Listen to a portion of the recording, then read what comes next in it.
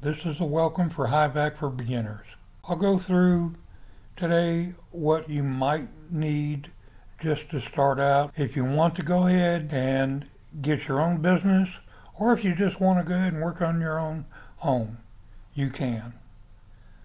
First of all, it'd be a good idea to get some pressure charts. You can get them from any local HVAC supply store, anywhere that sells refrigerant, heating and air conditioning supplies, anything like that.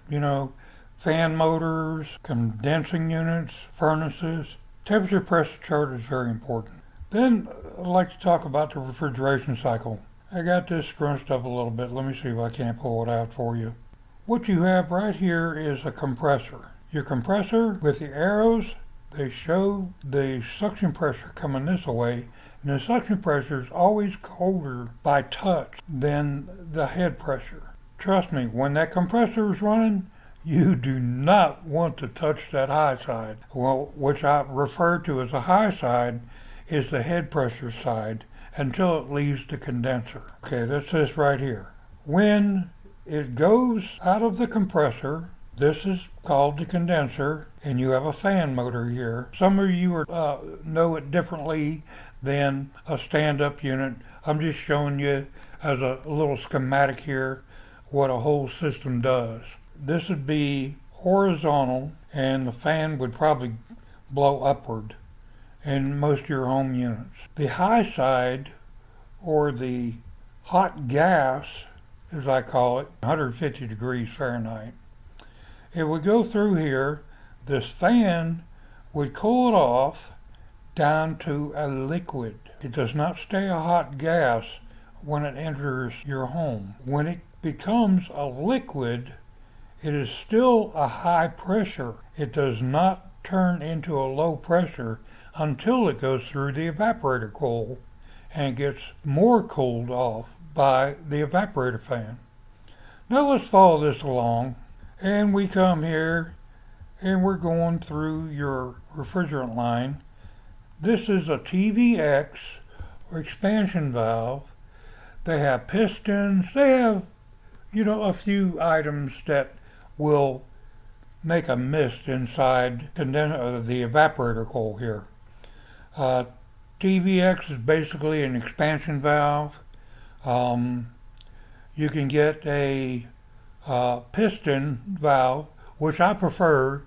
They're really easy to change out if you have any kind of on it or clogs. All you got to do is unscrew it, get you a little a paper clip, bend the end of it, put it inside the hole, pull it out, and put a new one in, or you can clean that one out. A little bit of WD-40. WD-40 is very good on most parts. It will dry out though, so be careful. You can also use a little bit of nitrogen to blow that out. That's actually better for everything. So after it passes through the TVX or the piston, it starts into a low pressure temperature range, which goes through the evaporator coils right here. Now your airflow, this is an air handler right here. Every furnace, air handler, whatever it's electric, gas furnace, whatever you have, will have an air handler. It will always be on high speed when in air conditioning mode. It'll be on low speed when in the heating mode, unless it's an electric furnace. Okay, let's get back to where we were. The air blows upward through your evaporator coil, which in turn blows approximately 50 to 55 degree air out of your evaporator coil. And that's ideal system, let me tell you. Now, your suction pressure on the downstream side of your evaporator coil will start to get cold and sometimes sweaty. Notice the copper line coming back to the compressor starting to sweat. It will not sweat all the time. When you first turn your air conditioning on for the first time that year, Sometimes they'll sweat. Depending upon the temperature humidity ratio, it could start to sweat within about 10 minutes. Or it might take a little bit longer, like a half hour. But just be patient. If you don't feel it sweating, you should feel it to be cold. Now, optimal temperature should be around 50 degrees on your suction pressure back to your compressor, which your condensing unit, your compressor is inside your condensing unit right here. This is all surrounded by these coils right here, which the fan takes the heat out and cools it off. This is showing the heat is coming inside, but it doesn't work like that. Basically, the fan blows outward and showing the fan's blowing up this way, but disregard this. This is just a fundamental teaching tool. So if you ever go outside and you feel your hand over your air conditioning unit, your condenser, it is blowing hot air, it's working. Then touch the big line, usually 5/8 to 7/8 inch copper line. That will tell you that that's the suction line. That is going to be cold to the touch. The other line, the smaller line, is going to be a 3/8 or a 1/4 inch line. You generally like to have a 3/8 line. The bigger the better. We're just talking about R22 right now. We're not into the other refrigerants, so bear with me. We'll get into that in another video. So R22 is the die-hard. It's legal, but it's kind of hard to get right now. What you got to do is, in order to buy refrigerant, you must have a refrigeration card. You do not have to have a state license. A lot of people have that myth that you have to have state license in order to buy refrigerant. Basically, you just have to have a refrigerant card. I do not have mine now. Mine's in Georgia, and if I can, I'll go ahead and send off for it and have them send it down to me. I'm in Texas, but I've had a good bit of knowledge and information I wanted to pass on to everybody. That's why my videos will be coming out. Try to get them out at least once a week. The refrigeration card, what it does, it allows you to buy refrigerant, and you can go ahead and buy other things like Schrader valves. You can set up a good account with an HVAC supply company once you have your refrigeration card.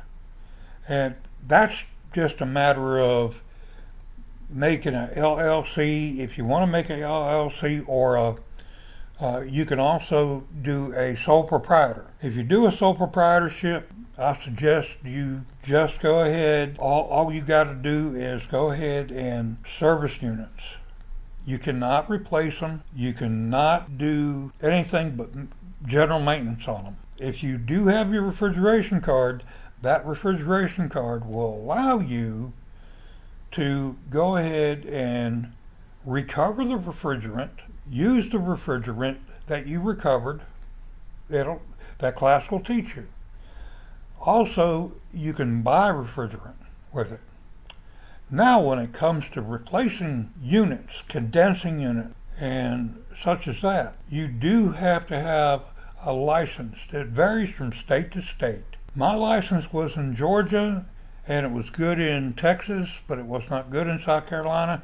I lived right on the South Carolina-Georgia border. We still had to get a different license for South Carolina. I did not have a South Carolina license. If I was to work on somebody else's, I'd need to fall under somebody else's, a friend of mine's possibly, that worked over in South Carolina. So that's just a little bit of background and information that might wet your whistle.